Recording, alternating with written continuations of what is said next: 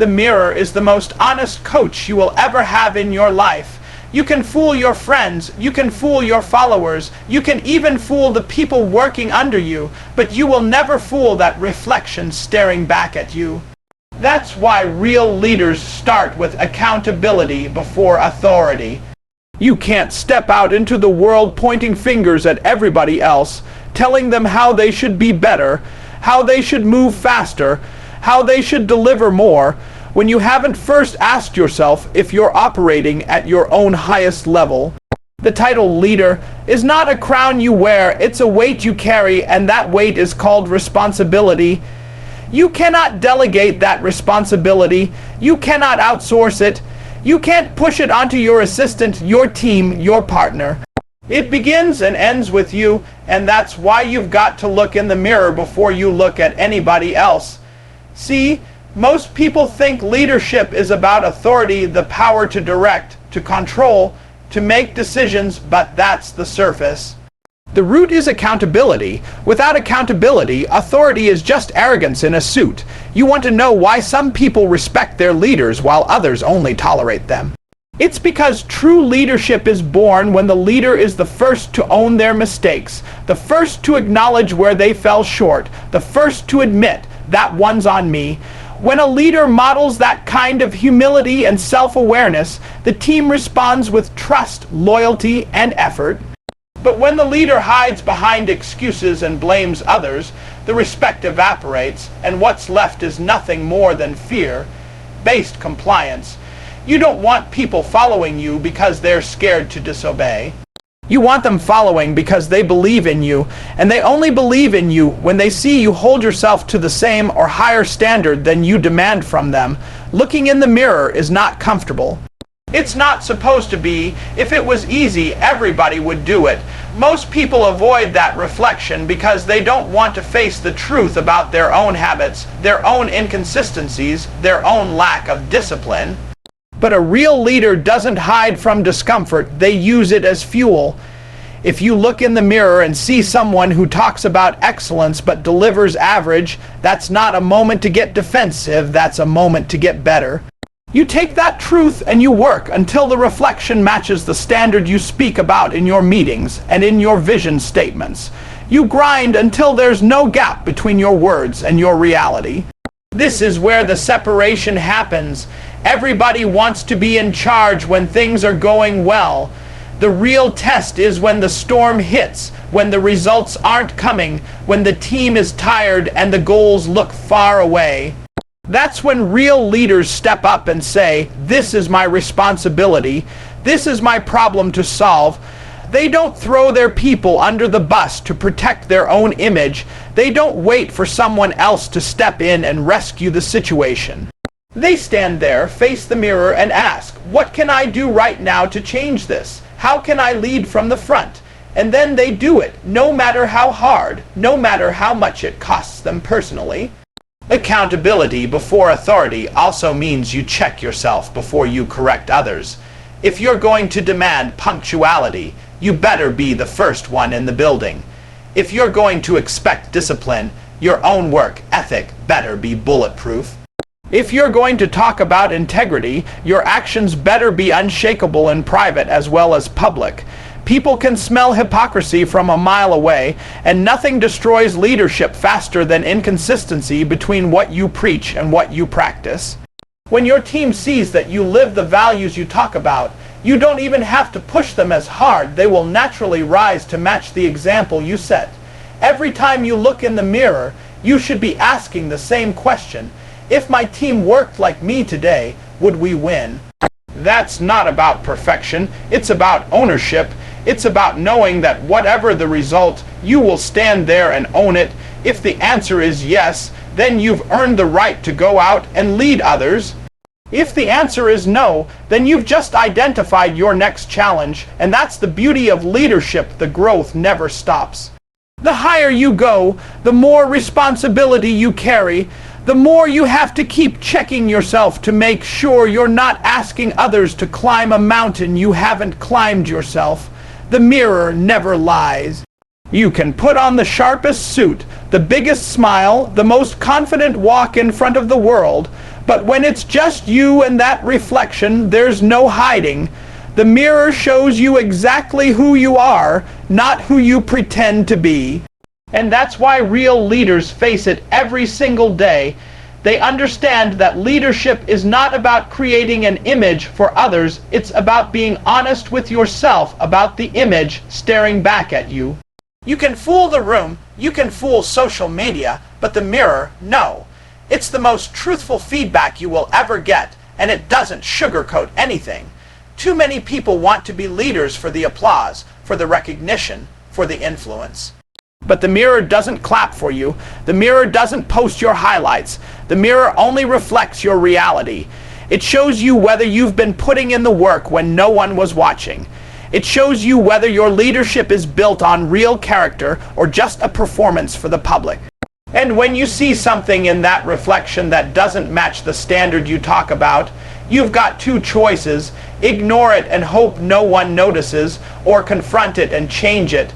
The first choice is easy, but it's also the reason so many so-called leaders lose trust. The second choice is hard, but it's the only way to become the kind of leader people truly want to follow. The mirror is a test every single day. When you wake up and see yourself, are you looking at someone who set the tone for their team yesterday?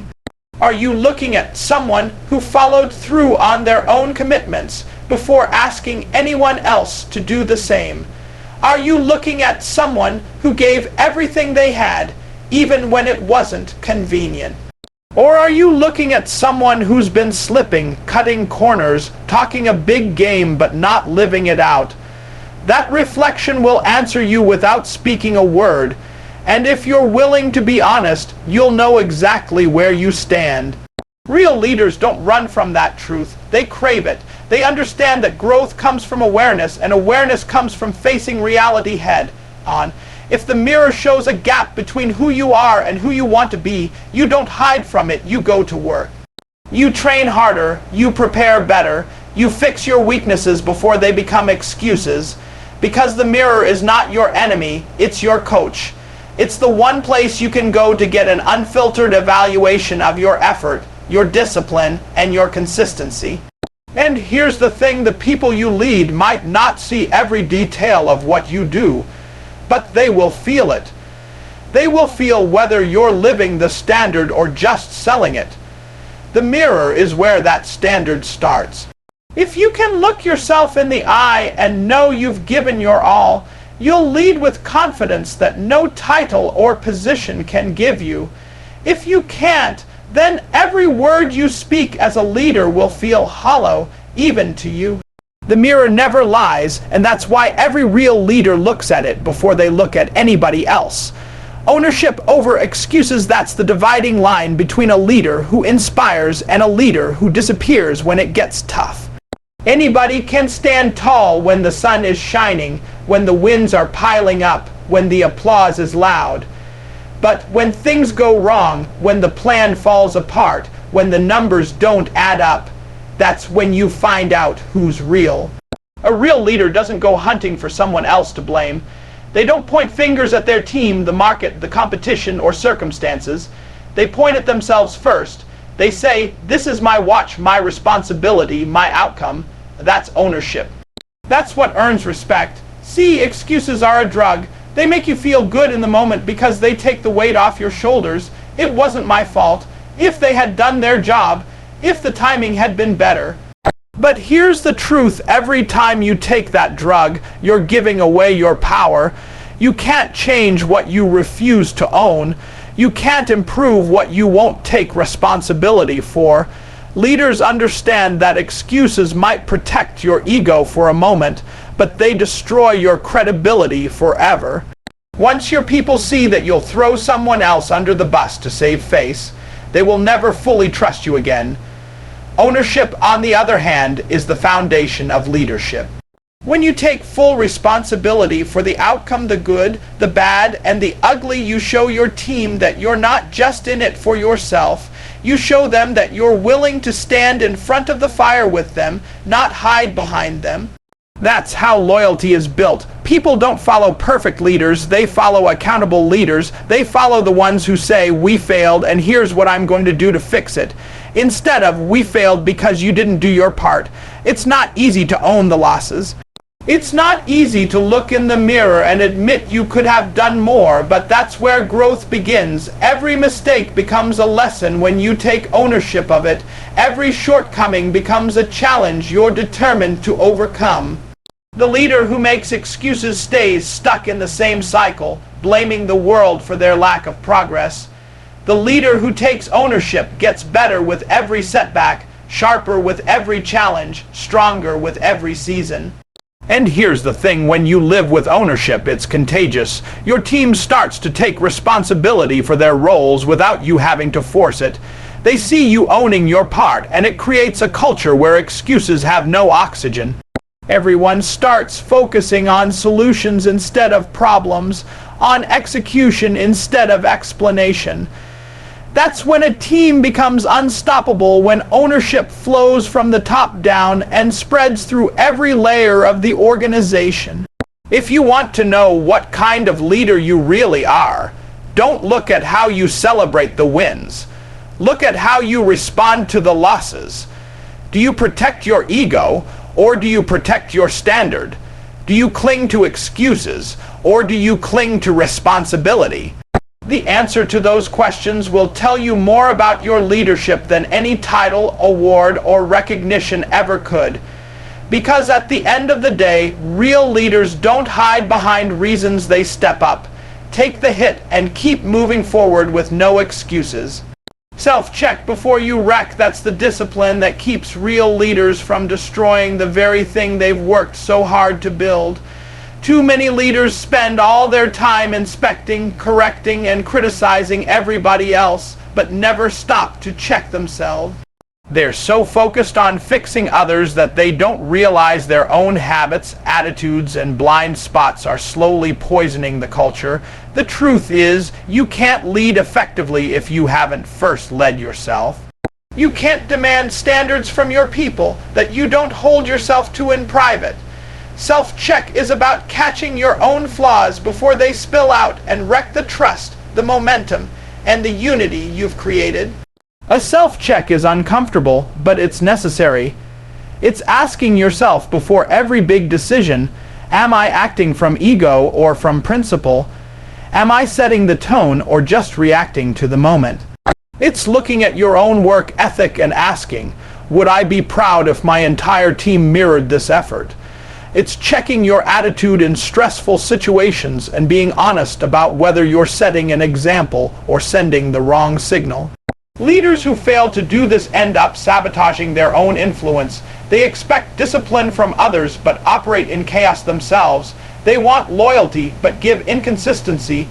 They demand trust but act in ways that make people question their integrity. When you self-check consistently, you become proactive instead of reactive. You don't wait for the problem to blow up in your face before addressing it. You catch it when it's still small in your own behavior, in your own mindset, in your own routines. You hold yourself accountable in private, so you don't have to apologize in public. And that's the mark of a strong leader, someone whose private discipline is even higher than their public image. Self-check is also about emotional control. A leader who can't control their frustration, impatience, or ego will eventually wreck everything they've built. One careless reaction, one disrespectful comment, one impulsive decision can undo months or years of trust. But when you've trained yourself to pause, to reflect, to measure your response, you protect both your influence and your relationships. People will follow a leader they respect, but they won't follow one they fear will explode or collapse at any moment. The leaders who skip self-check eventually pay the price. They lose their team's respect because the gap between what they say and what they do becomes too wide to ignore. But the leaders who live by it create stability.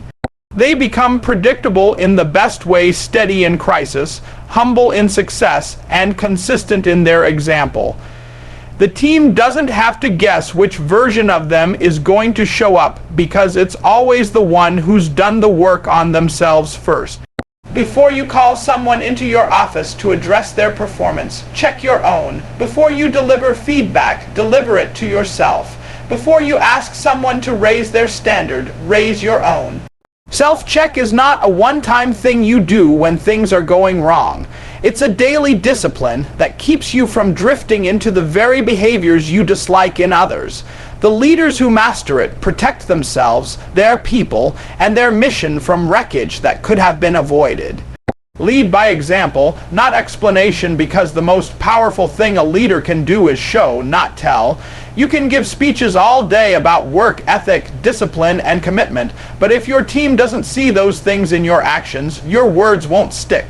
People don't follow instructions, they follow influence. They're watching you closer than they're listening to you, and every move you make is either reinforcing your message or destroying it. When you lead by example, you eliminate the gap between what you demand and what you deliver. If you want your team to be early, you're the first one in the room. If you want them to push through challenges, they see you pushing through your own without complaint. If you want them to give 100%, they watch you give 110%. This kind of leadership doesn't require long explanations or motivational speeches. Every day your behavior becomes the standard and your consistency becomes the culture. The reason leading by example is so powerful is because it builds trust without you having to ask for it. When people see that you're willing to do what you're asking them to do and even more, they believe you're not just in it for your own benefit. They believe you're willing to carry the load with them, not just stand on the sidelines. That trust is what makes them want to go harder, not out of fear, but out of respect. Leaders who only explain without showing eventually lose credibility. They sound like they know the right things to say, but there's a disconnect between their message and their reality. Over time, people stop listening because they've seen the inconsistency too many times. But leaders who model the standard don't have to convince anyone to follow them. The example does the convincing. You can't fake that. You can't pretend to be what you're not every single day. Eventually, the truth shows. That's why authenticity matters. When you lead by example, you're not performing. You're living the values you talk about. And it's not just about the big, dramatic gestures. Leading by example happens in the small, everyday moments: staying late to finish the work, admitting your mistakes before anyone has to point them out, taking care of the details that no one else notices. Those moments send a message to your team louder than any meeting agenda or motivational talk ever could. It tells them, this is how we operate here, and it sets a tone they want to match. A leader's influence is measured by how their team behaves when they're not around. If you've led by example, your standards will still be upheld in your absence because they've been ingrained through action, not just explanation. People remember what you do far longer than they remember what you say. That's why your greatest leadership tool is not your voice, it's your behavior. When you live the standard, you don't have to chase people to follow it. They see it, they feel it, and they make it their own. Transformation starts in reflection because nothing in your leadership, your team, or your results will change until something in you changes first. Too many leaders are busy trying to fix everyone else while avoiding the one person they have complete control over, themselves. They're adjusting the strategy, shuffling the roles, tweaking the systems, but they never stop to ask, what needs to change in me? Reflection is where the real transformation begins, because that's where you confront the habits, attitudes, and blind spots that are holding you back.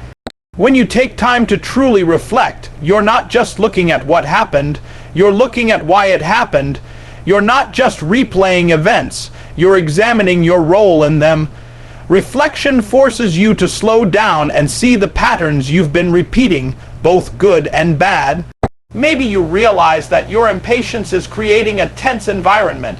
Maybe you see that you've been playing it safe instead of taking necessary risks. Maybe you recognize that you've been talking about growth, but not modeling it yourself.